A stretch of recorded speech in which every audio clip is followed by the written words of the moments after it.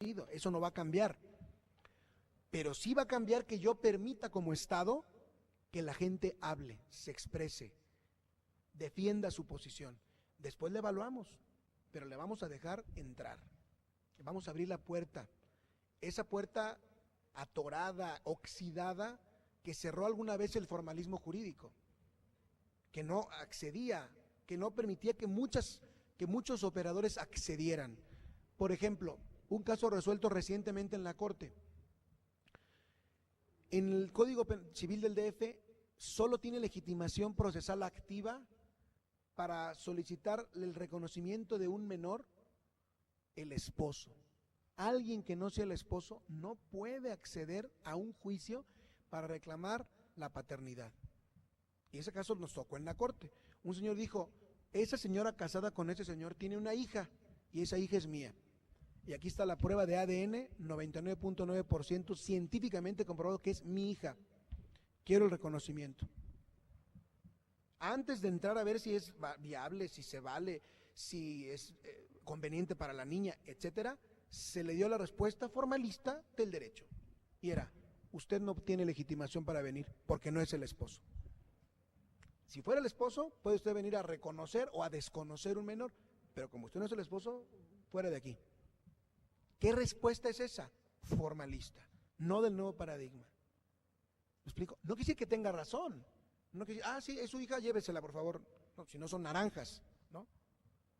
Pero sí le vamos a decir, usted, vamos a inaplicar esa norma, es el nuevo paradigma, que no le da entrada al proceso y le vamos a abrir la puerta del proceso para que venga y nos traiga su ADN, probemos si efectivamente es su hija biológica y luego veamos si le conviene a la hija dejar a su padre no biológico y a su madre quizás para que se vaya con usted. Eso lo vemos después, pero de entrada usted tiene la posibilidad de discutir sobre sus derechos. Eso es el nuevo paradigma. ¿Me explico? Entonces, la oralidad, para volver al punto, la oralidad está próxima, digamos, a esta postura abierta, para que toda la gente discuta la idea de derechos. Doctor, en Ciudad Buenas Juárez. noches, doctor Lara. Torreón, Coahuila. Buenas noches. Sí. Torreón, Coahuila, ¿quién quiere Escucho. participar? Doctor Lara. ¿Qué opinión le merece la contradicción de tesis 293, diagonal 2011, que sostuvo la Corte a través de la segunda sala, en la cual colocó dentro de la jerarquía jurídica la Constitución y a los tratados internacionales que vincula al país mexicano entre la Constitución y las leyes federales? ¿Esto no viene a ser una abstención a querer cambiar el paradigma? Para precisar un poco, ¿se refiere usted a la contradicción del Pleno? Porque escuché segunda sala, pero a la que resolvió el Pleno, Sí, que a la habló de la 293, jerarquía. Sí, a la de la jerarquía, la 293, diagonal 2011. Resuelta, no recuerdo exactamente si fue el 2 o el 3 de septiembre de este año.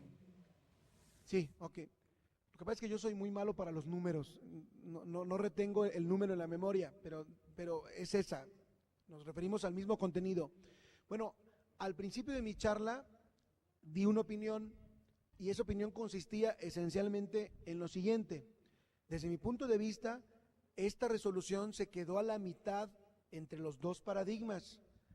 Por un lado, abraza fuertemente el paradigma del derecho constitucional moderno, el nuevo paradigma, cuando les da la misma jerarquía a los derechos de fuente constitucional y de fuente internacional.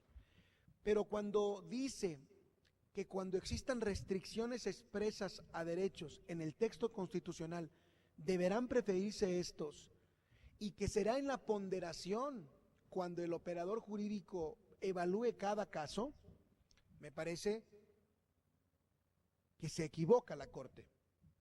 Lo digo así con todas sus letras, es mi opinión, ¿no? O sea, no estoy en calidad de funcionario, en mi opinión personal como académico lo sostengo. Constituye para mí una equivocación, porque el estar en medio de los dos paradigmas no genera seguridad jurídica, como lo dice algún eslogan de la propia Suprema Corte, digamos, de esta casa, la casa que me da de comer, ¿no? En la radio están saliendo estos promocionales. La Corte resolvió esta contradicción de tesis y con ello ganó seguridad jurídica.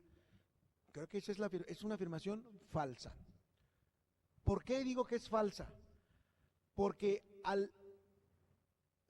porque comete dos errores metodológicos. Uno, la ponderación no opera con una regla predeterminada. Es como empezar un partido de fútbol 1-0. Y el 1-0 es a favor de la Constitución. El artículo primero dice que se deberá elegir el derecho,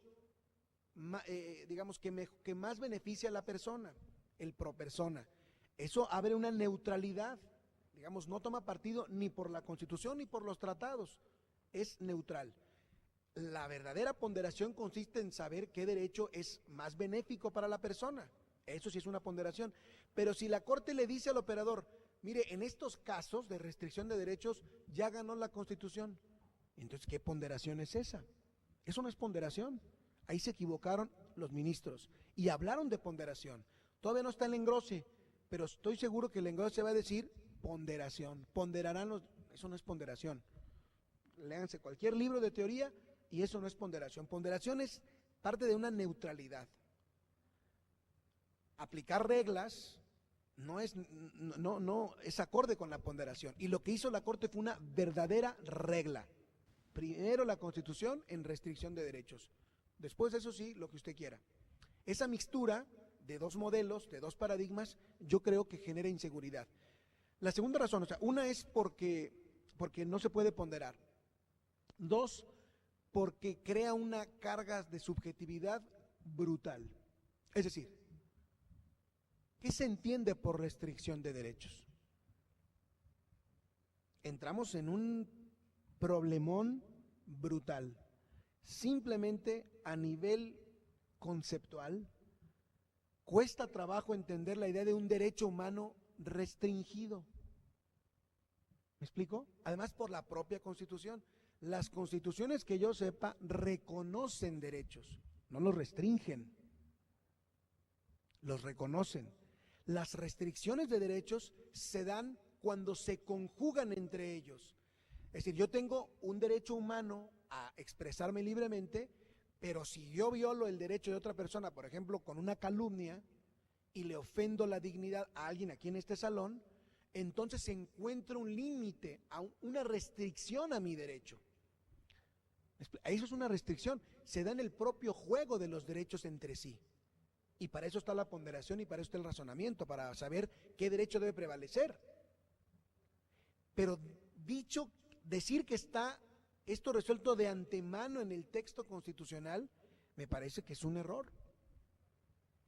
Le vamos a permitir a cada operador que decida subjetivamente cuándo estamos o cuándo está ante un caso de restricción y cuándo no. Eso no es seguridad. Cuando yo quiera, cuando yo estime que la Constitución, o mi capricho sea que la Constitución debe prevalecer, puedo construir una argumentación, inclusive una buena argumentación, diciendo que en este caso hay una restricción.